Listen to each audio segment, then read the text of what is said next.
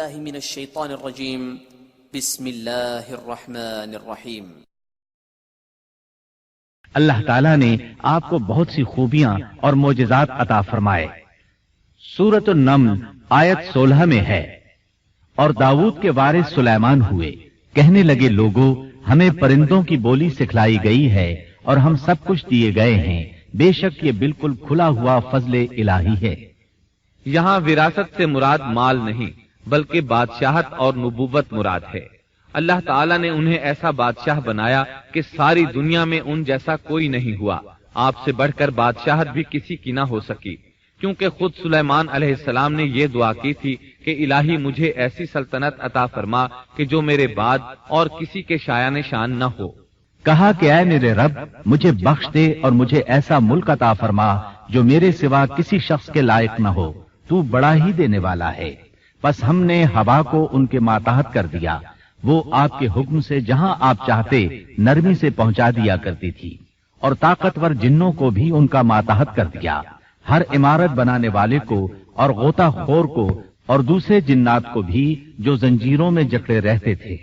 جن سلیمان علیہ السلام کے حکم سے بلند و بالا عمارتیں تعمیر کرتے تھے، دریاؤں میں غوطہ لگا کر ان سے ہیرے جواہرات اور موتی وغیرہ نکالتے تھے۔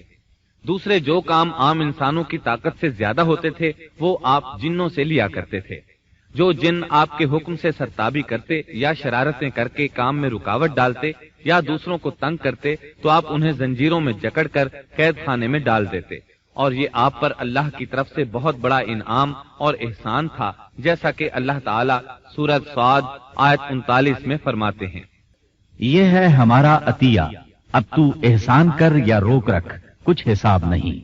اللہ تعالیٰ نے سلیمان علیہ السلام کو ان پر قبضہ اور اختیار دے دیا اور فرمایا اب آپ کی مرضی، آپ انہیں سزا دیں یا درگزر کریں، کسی کو کچھ دیں یا روک لیں، آپ کے لیے سب کچھ جائز ہے۔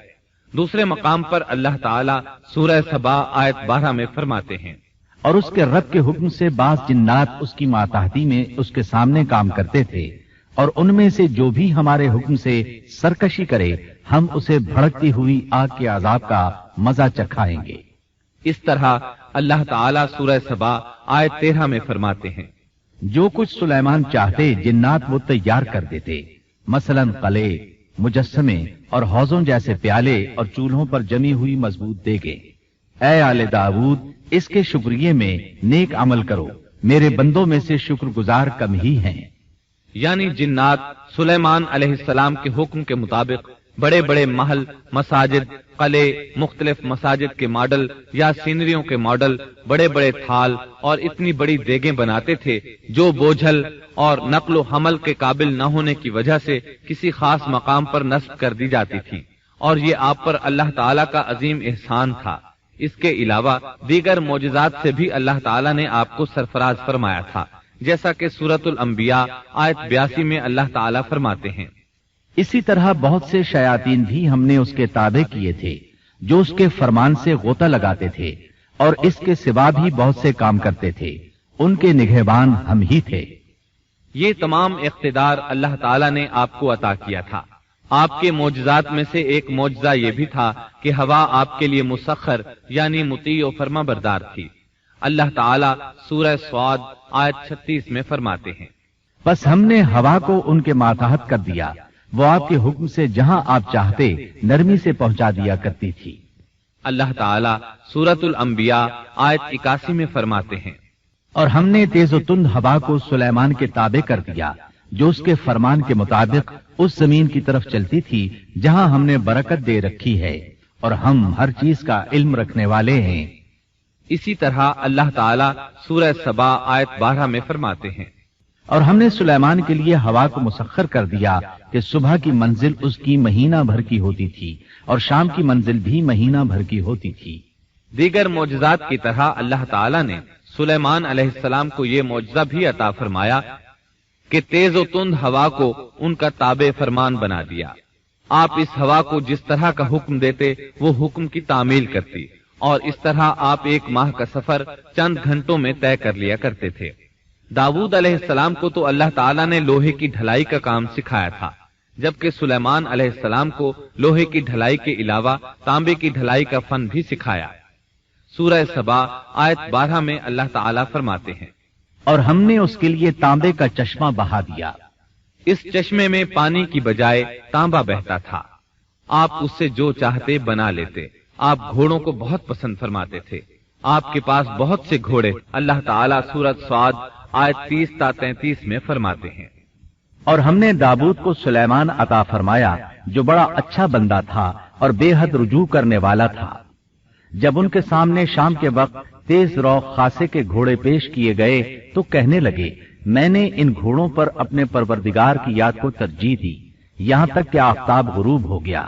ان گھوڑوں کو دوبارہ میرے سامنے لاؤ۔ پھر تو ان کی پنڈلیوں اور گردنوں پر ہاتھ پھیرنے لگے۔ گھوڑے 20,000 سے زائد تھے۔ گھوڑوں کے معائنے میں ان کا روزمرہ کا ذکر رہ گیا۔ تب انہیں ذکر الہی کا خیال آیا، جس پر انہیں سخت صدمہ ہوا اور کہنے لگے کہ میں گھوڑوں کی محبت میں اتنا گم ہو گیا کہ سورج غروب ہو گیا۔ تو ان گھوڑوں کو دوڑایا کہ وہ نظروں سے اوجھل ہو گئے۔ پھر انہیں دوبارہ طلب کیا اور پیار محبت سے ان کی پنڈلیوں اور گردنوں پر ہاتھ پھیرنا شروع کر دیا۔ امام بخاری نے ابو ہریرہ رضی اللہ عنہ سے روایت کی ہے کہ ایک مرتبہ سلیمان علیہ السلام نے ارادہ کیا کہ اس شب میں اپنی بیویوں کے ساتھ ازدواجی فریضہ ادا کروں گا تو میری ہر ایک بیوی سے لڑکا پیدا ہوگا اور وہ میدان جہاد کا مجاہد بنے گا، لیکن اس ارادے کے ساتھ انشاءاللہ کہنا بھول گئے۔ اللہ تعالیٰ کو جلیل القدر پیغمبر کا یہ طرز پسند نہ آیا، چنانچہ اللہ تعالیٰ نے سلیمان علیہ السلام کے اس دعوے کو اس طرح غلط ثابت کر دیا کہ تمام بیویوں میں سے صرف ایک بیوی کے ہاں مردہ بچہ پیدا ہوا۔ تب سلیمان علیہ السلام کو احساس ہوا کہ یہ انشاءاللہ نہ کہنے کا نتیجہ ہے، چنانچہ انہوں نے فوری توبہ کی اور انشاءاللہ کہنے کو اپنا معمول بنا لیا۔ اللہ تعالیٰ نے آپ کو فیصلہ کرنے کی زبردست صلاحیت عطا فرمائی تھی۔ سورۃ الانبیاء آیت 87 میں ہے، اور داؤد اور سلیمان کو یاد کیجیے جبکہ وہ کھیت کے معاملے میں فیصلہ کر رہے تھے کہ کچھ لوگوں کی بکریاں اس میں چر چگ گئی تھیں اور ان کے فیصلے میں ہم موجود تھے۔ ہوا یہ کہ دو آدمی ہمسائے تھے، ان میں جھگڑا ہو گیا۔ ان میں سے ایک کے پاس کھیت تھا، اس میں اس نے فصل بو رکھی تھی، دوسرے کے پاس کچھ بکریاں تھیں۔ بکریوں کا چرواہا رات کے وقت دیوار والے دروازے کو بند کر دیتا تھا تاکہ بکریاں نکل کر فصل کو نقصان نہ پہنچائیں۔ ایک دن وہ دروازہ بند کرنا بھول گیا، بکریاں کھیت میں آ کر چرنے لگیں، فصل خراب ہو گئی۔ دونوں داؤد علیہ السلام کے پاس آئے، اپنا مقدمہ پیش کیا۔ داؤد علیہ السلام قاضی بھی تھے۔ اس وقت سلیمان علیہ السلام کہیں گئے ہوئے تھے۔ داؤد علیہ السلام مقدمہ سن کر کہنے لگے، یہ بکریوں والے کی سستی کا نتیجہ ہے، اس کا حل یہی ہے کہ وہ تیری بکریاں اپنی تحویل میں لے لے۔ دونوں فریق باہر نکلے تو سلیمان علیہ السلام سے ملاقات ہوئی۔ انہوں نے تفصیل سن کر فرمایا، میرے ساتھ آؤ۔ وہ انہیں داؤد علیہ السلام کے پاس لے آئے اور بولے، اس مقدمے کا اس سے بہتر فیصلہ یہ ہے کہ یہ بکریاں زمین والے کو دے دیں اور زمین بکریوں والے کو۔ جب بکریوں والا زمین کو پہلی حالت میں اگا دے گا تو آپ دونوں کی چیزیں انہیں لوٹا دیں۔ اس دوران کھیتی کا مالک بکریوں کے دودھ سے فائدہ حاصل کرتا رہے گا۔ یہ فیصلہ زیادہ بہتر ہے، اس سے بکریوں والا اپنی بکریوں سے بالکل محروم نہ ہوا اور کھیتی والے کا نقصان پورا ہو گیا۔ یہ فیصلہ آپ کو اللہ تعالیٰ نے سمجھایا تھا۔ اللہ تعالیٰ سورۃ الانبیاء آیت 89 میں فرماتے ہیں، ہم نے اس کا صحیح فیصلہ سلیمان کو سمجھا دیا، ہاں ہر ایک کو ہم نے علم و حکمت سے نوازا تھا۔ بخاری اور مسلم میں ایک حدیث ہے، اس میں اسی قسم کا ایک واقعہ بیان ہوا ہے کہ دو عورتیں اپنا مقدمہ داؤد علیہ السلام کے پاس لائیں۔ دونوں کو اللہ نے ایک ایک بچہ دے رکھا تھا۔ ایک بھیڑیے نے حملہ کر کے بڑی عمر والی کا بچہ چیر پھاڑ ڈالا۔ عورت چالاک تھی، اس نے چھوٹی عمر والی کا بچہ چھین لیا کہ یہ میرا بچہ ہے۔ داؤد علیہ السلام نے دیکھا بچہ بڑی عورت کے پاس ہے تو اس کے حق میں فیصلہ دے دیا۔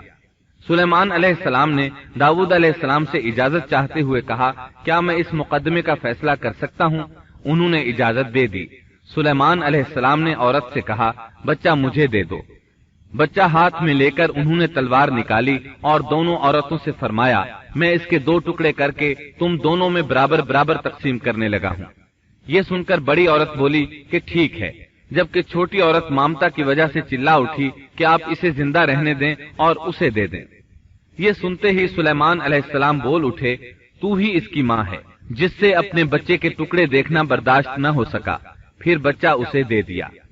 سلیمان علیہ السلام کا ایک تیسرا واقعہ قرآن میں یوں ہے، سورۃ النمل آیت 17 اور 18 میں ہے، اور سلیمان کے سامنے ان کے تمام لشکر جنات، انسان اور پرندوں میں سے جمع کیے گئے، ہر قسم الگ الگ کھڑی کر دی گئی۔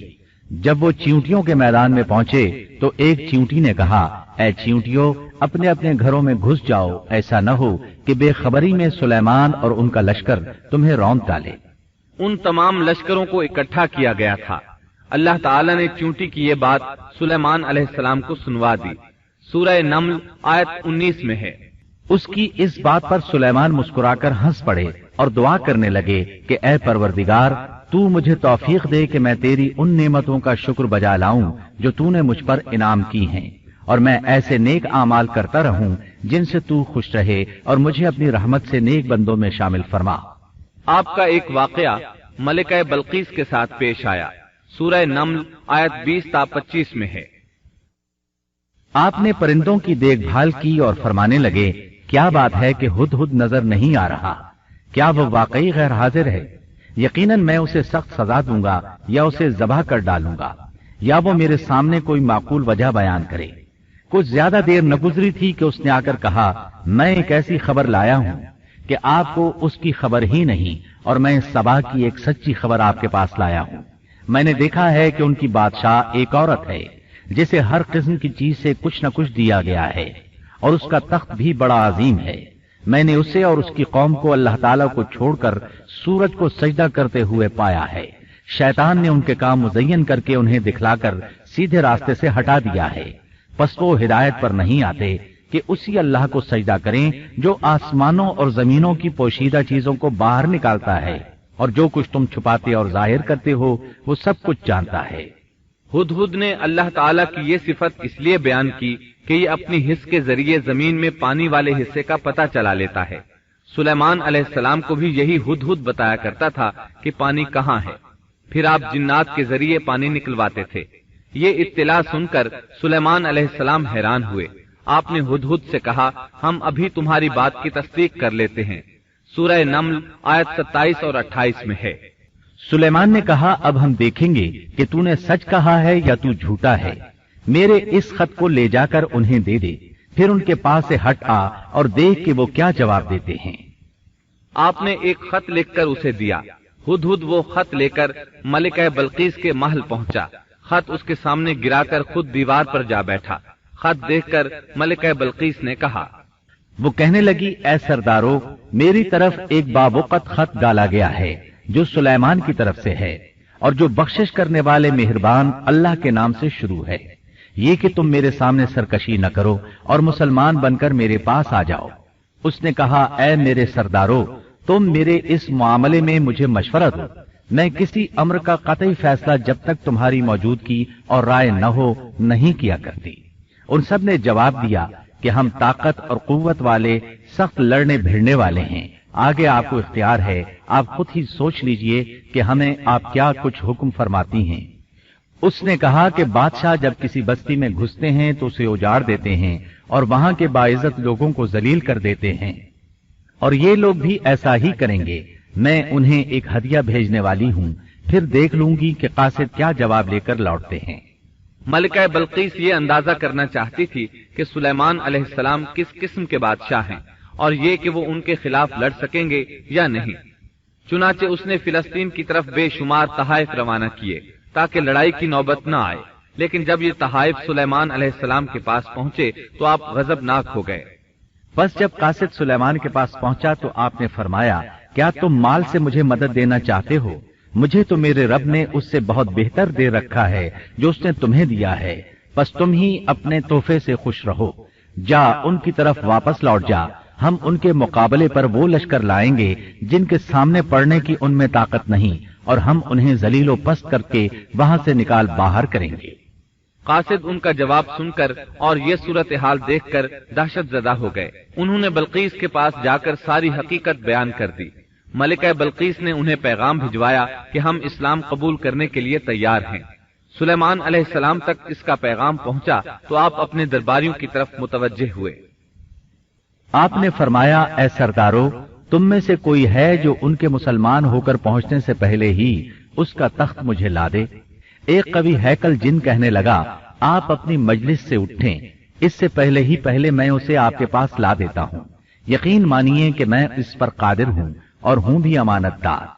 जिसके पास किताब का इल्म था वो बोल उठा कि आप पलक झपकाएं, इससे भी पहले मैं उसे आपके पास पहुंचा सकता हूं। जब आपने उसे अपने पास मौजूद पाया तो फरमाने लगे, यही मेरे रब का फजल है ताकि वो मुझे आजमाए कि मैं शुक्रगुजारी करता हूं या नाशुक्री। शुक्रगुजार अपने ही नफा के लिए शुक्रगुजारी करता है, और जो नाशुक्री करे तो मेरा परवरदिगार बेपरवाह और करम करने वाला है। हुक्म दिया कि उसके तख्त की सूरत बदल दो ताकि मालूम हो जाए कि ये राह पा लेती है या उनमें से होती है जो राह नहीं पाते। तख्त लाने वाले आदमी के मुतालिक जो ये आया है कि उसके पास किताब का इल्म था, तो मुफस्सिरीन का इसके बारे में इख्तिलाफ है कि वो कौन था। कुरान करीम के अल्फाज से जो मालूम होता है वो इतना ही है कि वो कोई इंसान ही था जिसके पास किताब इलाही का इल्म था। अल्लाह ताला ने करामत और एजाज के तौर पर उसे ये कुदरत दे रखी थी कि पलक झपकते वो तख्त ले आया। फिर सुलेमान अलैहिस्सलाम ने तख्त में तब्दीली का हुक्म दिया। तख्त में तब्दीली का हुक्म सुनकर उसमें से हीरे जवाहिर निकाल दिए गए और दूसरी जगहों पर लगा दिए गए। सूरह नम्ल आयत 42 और 43 में है। फिर जब वो आ गई तो उससे कहा गया कि ऐसा ही तेरा भी तख्त है। उसने जवाब दिया कि ये गोया वही है, हमें इससे पहले ही इल्म दे दिया गया था और हम मुसलमान थे। उसे उन्होंने रोक रखा था कि जिनकी वो अल्लाह को छोड़कर परस्तिश करती रही थी, यकीनन वो काफिर लोगों में से थी। अब सुलेमान अलैहिस्सलाम की मलका बल्कीस से गुफ्तगू शुरू हुई। फिर वो उसे तख्त के पास ले आए। उससे पूछा, क्या तेरा तख्त भी इसी तरह का है? उसने बहुत अच्छा और फसाहत से भरपूर जवाब दिया। उसने ना तो ये कहा कि हाँ, क्योंकि वो तो अपना तख्त पीछे सबा के इलाके में छोड़ आई थी, यहाँ कैसे आ सकता था। ना उसने ये कहा कि ना, क्योंकि ये वही महसूस हो रहा था। अलबत्ता इसमें कदरे तब्दीली महसूस हो रही थी। उसने अजीब जुमले में जवाब दिया कि ये वही लगता है। सुलेमान अलैहिस्सलाम ये जवाब सुनकर हैरान हुए। अब आपने उसे अपनी सल्तनत का गलबा दिखाने के लिए ऐसा मंजर दिखाया जो किसी बशर ने आज तक नहीं देखा। चुनाचे आप उसे एक महल में ले गए। यह मुकम्मल तौर पर शीशे का था। इससे दूसरी तरफ देखा जा सकता था। फर्श भी शीशे का था। शीशे के नीचे पानी छोड़ा गया था। पानी चलता रहता था। आप उसे लिए अंदर दाखिल हुए तो वो बहुत हैरान हुई कि महल में पानी बह रहा है। उसने अपना लिबास कुछ ऊपर कर लिया कि भीग न जाए। उसने अपना पांव पानी पर रखना चाहा तो वो शीशे पर पड़ा और ज्यादा हैरान हुई और शर्मिंदा भी कि धोखा खा गई। और ये सब कुछ जिन्नात के जरिए तैयार कराया गया था। सूरह नम्ल आयत 44 में अल्लाह ताला फरमाते हैं, उससे कहा गया कि महल में चली चलो, जिसे देखकर ये समझकर कि ये हौज है, उसने अपनी पिंडलियां खोल दी। सुलेमान ने कहा, ये ऐसा महल है जिसमें नीचे भी शीशे जड़े हुए हैं।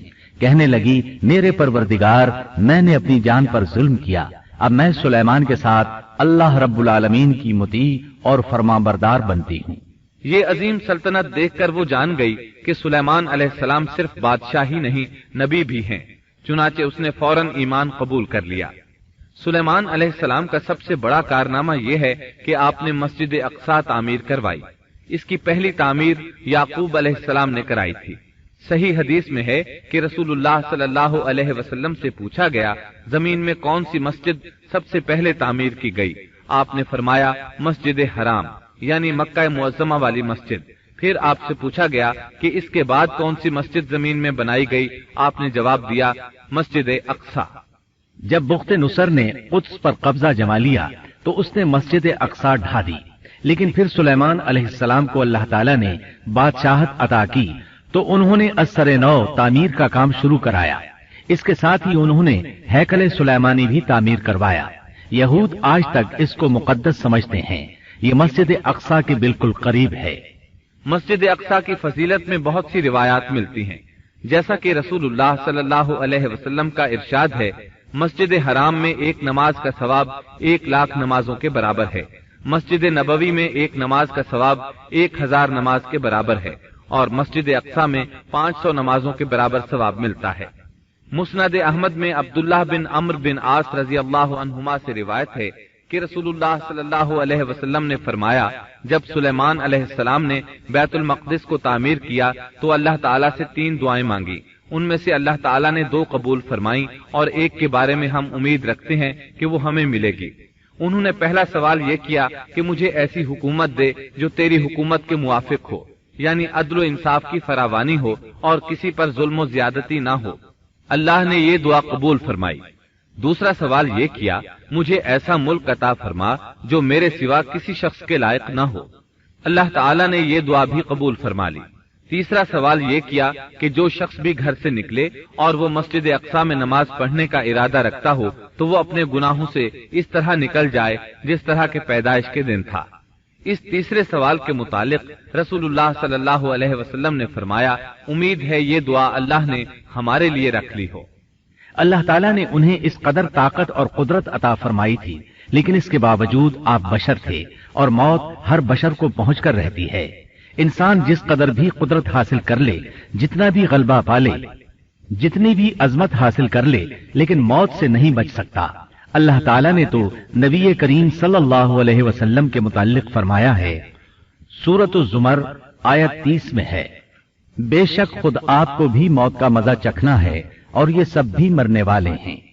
اللہ تعالیٰ نے چاہا کہ سلیمان علیہ السلام کی موت سے بھی لوگوں کو عبرت ہو اور نشانیاں ظاہر ہوں، کیونکہ اس دور میں لوگ جنات کے فتنے میں مبتلا تھے۔